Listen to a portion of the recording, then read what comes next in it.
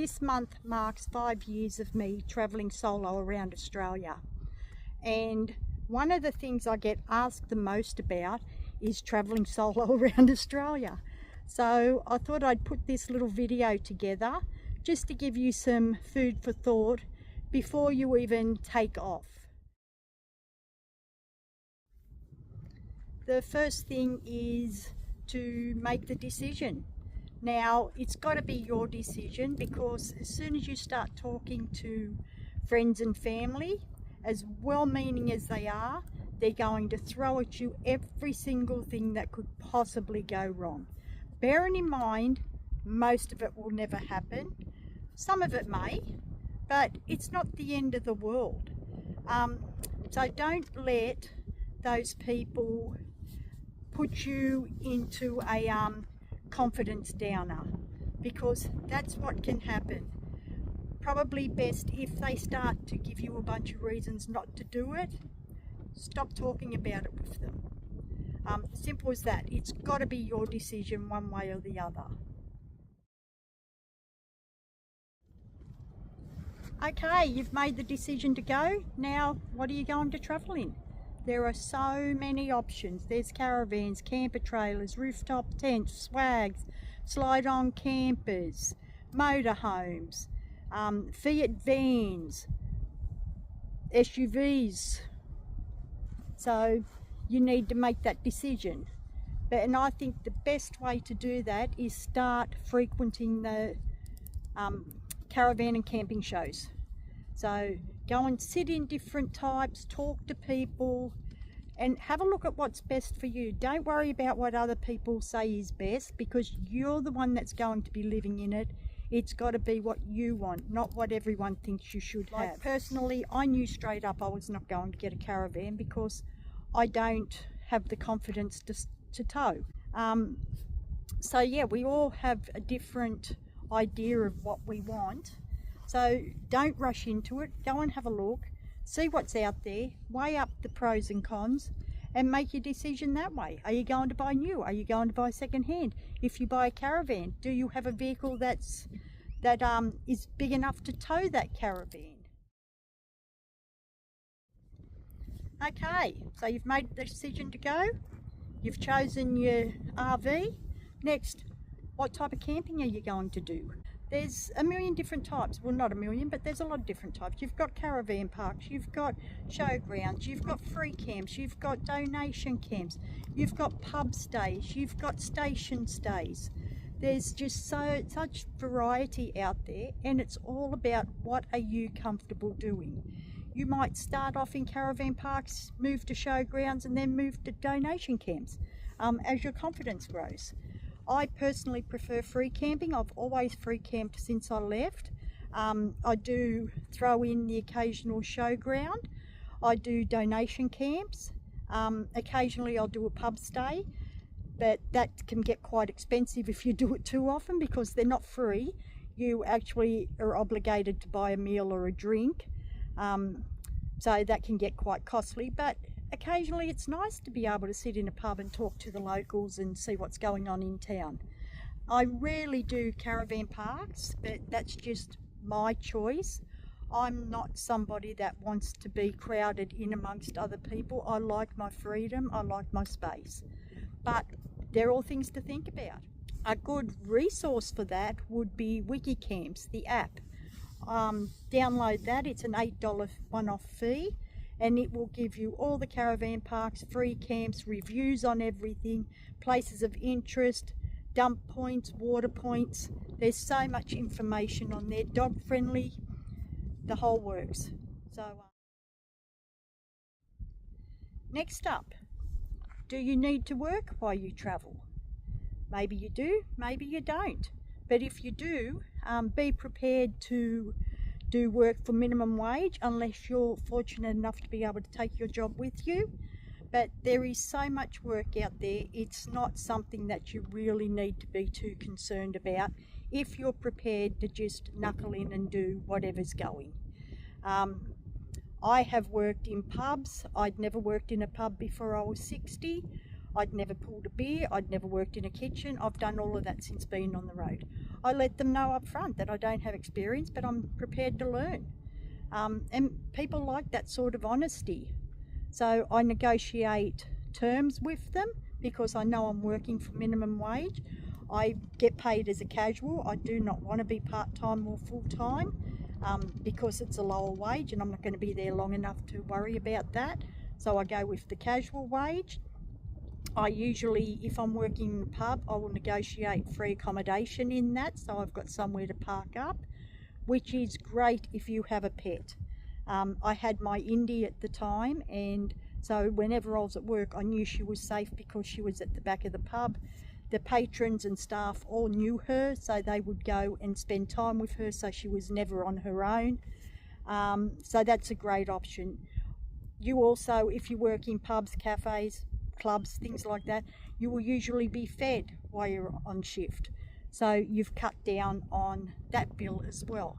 So even though it's minimum wage, once you add those things in that you don't have to pay for, it's not a bad life.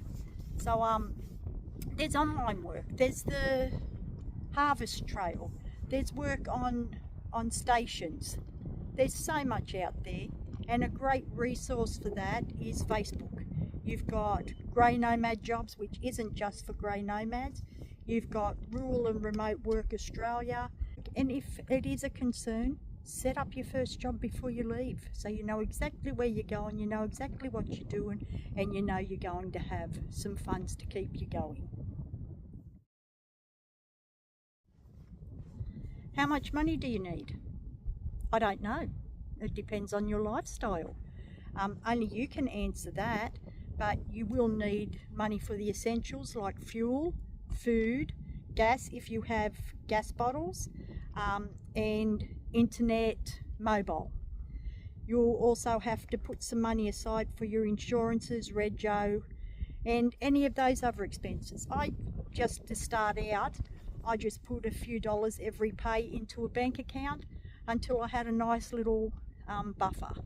That money is only used for my insurances and emergencies, things like that, services on my vehicle.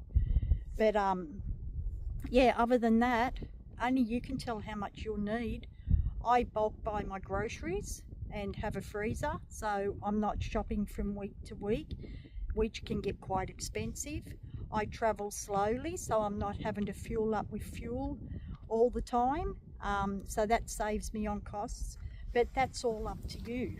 Do you like to have alcohol every night? There's an expense that you'll have to add in. Do you smoke? There's an expense you'll have to add in. I like my Pepsi, and I'm not going to go without that. So that's my little vice in life, and I make sure that I always have a spare carton of Pepsi in my vehicle. So yeah, so how much money do you need? You decide that, and you budget it in to what you're going to spend, and that will also determine how quickly or how slowly you travel.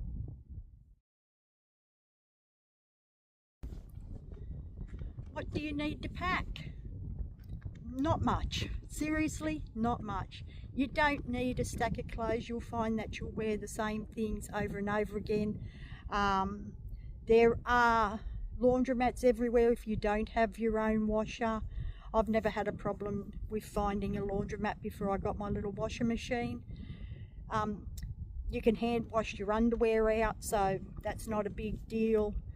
And yeah, and you'll probably wear the same clothes for 2 or 3 days at a time, depending on what you're doing. You just change your underwear. But yeah, so you don't need a lot there. Cooking things, you only need the basics. Like, you're one person. How many plates do you need? I have 2 of everything, a couple of saucepans, some cooking utensils, and some containers to put food in. Other than that, don't need a lot. I've got 2 blankets on my bed. In summertime, one goes under the mattress. I have a set of winter and summer sheets, so you may not even need that. So that's up to you. But I'd probably have too much stuff, and I don't have that much. But I have a freezer in my car. I have a generator, and all of those things add up in weight. And that's another thing you need to think about. The more stuff you have, the more you're going to weigh, because most people don't realise that they're travelling overweight. Well, not most people, but a lot of people are travelling overweight, and they don't even realise it because they don't take into consideration all the extra stuff that's not thought about. Your fuel, your water, yourself. So that's all weight in that vehicle, and it's fine until it's not. So my advice is, once you have set yourself up, fill up with fuel, fill up with water, go over a weigh bridge or have a mobile weigh person come out and weigh your vehicle and make sure that you're not overweight. They can do your car and your caravan if you've got a caravan. That's one of the reasons I got the 6-wheeler, because now I know I'm still underweight. I weigh my vehicle every 12 months because things come in, things go out, just to make sure that I am still legal. The next thing we will talk about is safety. Make sure you have a really good first aid kit, including a snake bandages and whatnot, because you just don't know. I have a first aid kit in my car. I also have one in my backpack that I take with me everywhere that also includes snake bandages. I have a PLB, which is a personal locator beacon. So if I am ever somewhere and I fall and hurt myself, I can let off the beacon. It goes directly to emergency services and they can pinpoint my location. They do cost around, I think, between $300 and $500, but it's probably the best money you'll ever spend. The battery lasts 6 to 7 years. I hope I never have to use it, but I would still say it was well worth buying. So they're two safety items that you really do need to have. I have a UHF in my car so that I can stay in touch when I'm out on the road. It's come in handy quite a few times with trucks letting me know that there's cattle on the road up ahead, or wide loads coming down the road, and I can find out before I get to the load whether I need to get off the road or not. So yeah, so a UHF is a handy thing to put into your vehicle regardless of what you're having. Other than that, pretty much shit can happen, but chances of it happening are really, really slim. Yeah, I've had no problems out on the road. I free camp where I'm staying when I'm doing this video. There's no one else around. I've been here on my own for a week, so it doesn't bother me. I feel quite safe here. Trust your gut. That's all I can say. Trust your gut. But anyway, that's my tips to think about before you even set off. And then if you feel it might be for you, try it. If you don't like it, you can always go back home, but give it a go. So remember, that first step is the hardest.